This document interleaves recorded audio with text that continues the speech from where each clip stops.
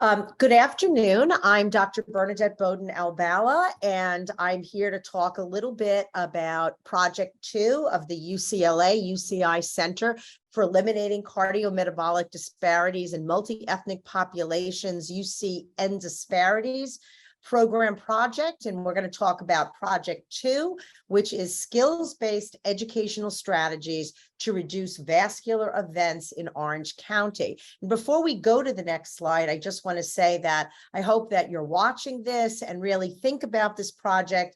I know a number of you might be thinking about what kind of pilot projects to put in for this big center, and I'm hoping that you will find Serve OC to be interesting.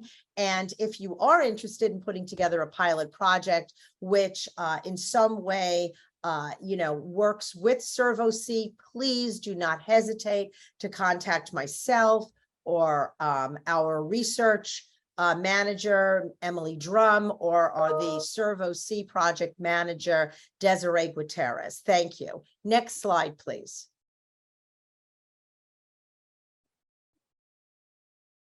So let me tell you a little bit about Serve OC. So Serve OC is a 3-year community project that is really based in community participatory research. It uses a culturally tailored strategy that incorporates community health workers, that incorporates community at large with input to really support families in goal setting, skill building, and risk reduction, with the ultimate risk of primary prevention of hypertension. And it's taking place in the diverse community of Santa Ana. Our participants are going to be Hispanic and Vietnamese families living in Santa Ana. And when we talk about families, we're talking about all family members. We know we'll get a lot of 3-generation families. We're going to include everybody 5 and over. And we are recruiting these families through a previous COVID-19 antibody study that was conducted with the city of Santa Ana, and within which I was the PI. And so what are our aims? Our aims are to really look at testing a family-based intervention versus usual care or usual self-management in achieving ideal health. And we're using what we're now calling Life's Essential 8 to really, and using that Life's Essential 8 American Heart Association platform to really try to get families in the family intervention to maximally enhance these lifestyle factors, which would ultimately result in prevention of hypertension. But we know that some of the family members are going to already have elevated blood pressure in adults and even definitive hypertension. And so a second aim is to test whether a family-based intervention, the Serve OC, versus usual self-management significantly decreases blood pressure by about 10 points, 10 meters per unit mercury at 1 year and ultimately at 3 years. And then finally, to examine changes in health disparities among communities using health equity measures. Next slide, please. I want to talk specifically about the kind of data collection, because you may be thinking this might be very interesting for you. You might have some ideas about a pilot study again, and these are the kind of measures. So the most important measures that we're really collecting are Life's Essential 8 scores, and that includes height, weight, blood glucose, hemoglobin A1C levels, of course, blood pressure, systolic blood pressure, cholesterol, including total, HDL, LDL, and triglycerides. We're collecting information on lifestyle, exercise patterns, on diet, on smoking status, nicotine exposure, and on sleep. And we're really looking to see if by working in this culturally tailored, family managed intervention, that we can improve the percentage or the number of ideal Life Essential 8 areas at 12 months, 24 months,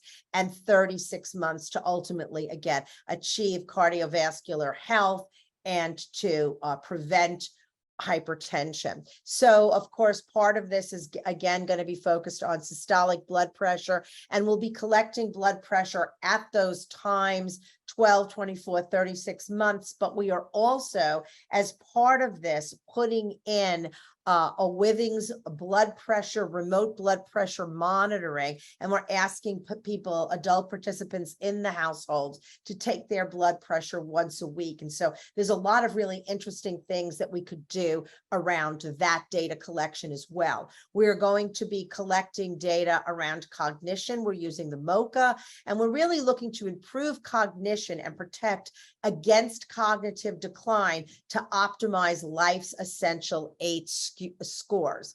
This is totally grounded in community participatory research and totally foundationally focused on health equity. And so some measures of health equity that we'll be collecting in this include perceived racism, food insecurity, social networks and social capital. We'll be looking at health literacy and health knowledge, especially around cardiovascular risk factors, looking at self-efficacy, and all of these will be collected at baseline and then out yearly. And finally, because we started out as an antibody screening program, we will be looking again at COVID antibody testing, and then to really look at the association between COVID-19 antibodies, cardiovascular health, long COVID, etc. Next slide, please. So what does a SERV family-based intervention looks like?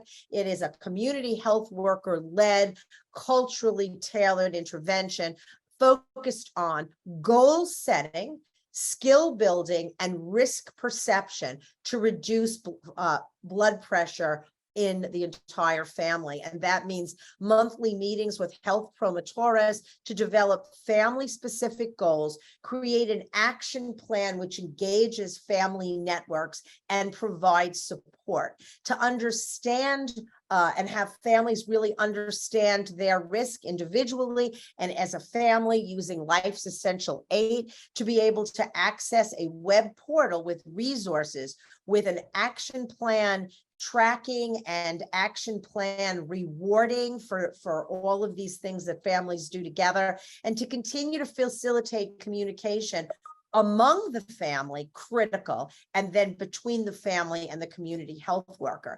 And then we also built another domain onto this, which was really community events, because we know that individuals, whether it's family or whether they are just individual whether they are individually doing things, cannot do ultimate cardiovascular disease prevention in isolation. And so communities need to be able to provide that kind of support. And so the other key part of this program is to really build a dialogue between these families and institutions within the community to be able to identify and ultimately eliminate key challenges around behavioral lifestyle, as well as to build advocacy in the community.